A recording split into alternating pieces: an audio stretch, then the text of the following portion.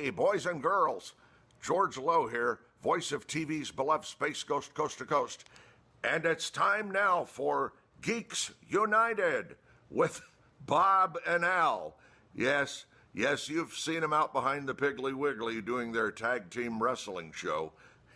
Yes, that Bob and Al. But don't worry, they've been cleared of the charges, and you're about to enjoy Geeks United with Bob and Al.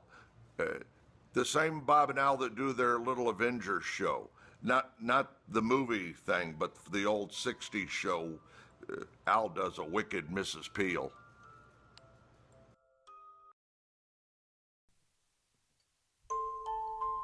Arizona in 1883 was a far different place than we know now. It was a place of conflict as soldiers from the east would clash with the native tribes as the still young United States was ever expanding westward. And even though the Apache Wars were winding down, there were still roaming bands making their way through the territory looking for vengeance on the people who stole their land. This fear of attack caused hopeful prospectors looking for that gold strike to take precautions by leaving their wives and children with friends and neighbors for protection. But how can you protect someone from the unknown? Geeks United presents The Frightening 50, the Red Ghost of Arizona. One of these mornings, two men said goodbye to their wives as they went out to work their pans in the river for the day. The women who were left home would split their chores to be able to get through the day a lot easier. This time, it was Sally's turn to go to the nearby Eagle Creek to gather water to be able to make it through the week. As she gathered her buckets and made her way out of sight, there was suddenly an eerie feeling in the air. The other woman who was left to watch the children suddenly heard the thunder of hooves making their way across the plains. This thundering noise was soon followed by loud screams of fear, followed by silence. In a panic, the wife and children left behind thought the worst. She told her children to stay put as she went and grabbed her husband's old hunting rifle to take aim. As she rushed her way to the door, she heard it again, the loud gallop coming closer and closer. She ran to the window, ready to aim her gun, and there it was. A gigantic red beast like she had never seen before, grunting and snorting as it ran past their small homestead. As she looked in absolute fear, she couldn't help but notice the face of the rider. It was a skull. As fast as she could, the horrified woman closed and locked all the windows and doors she could find. She gathered all the children, and there they sat for hours in fear.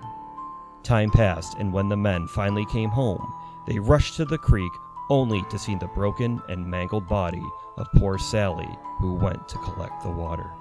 As the story was told, more incidents of the beast began to show up. Two farmers were attacked in their tent as a beast ran through it.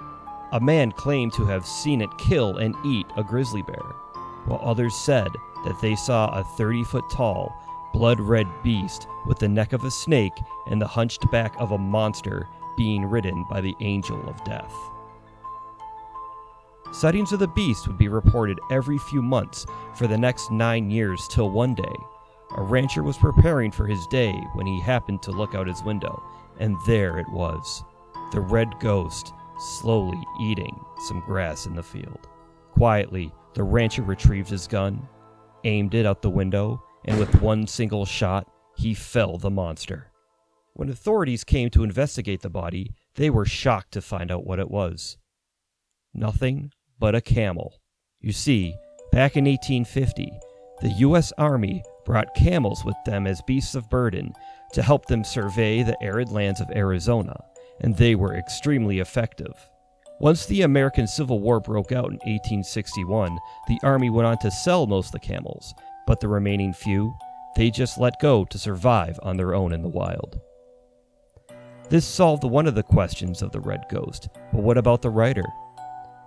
Well, while examining the poor animal, they found a badly decomposed body of a man who had been tied up and strapped to its back for years, to the point that the leather saddle and straps had scarred the flesh of the camel.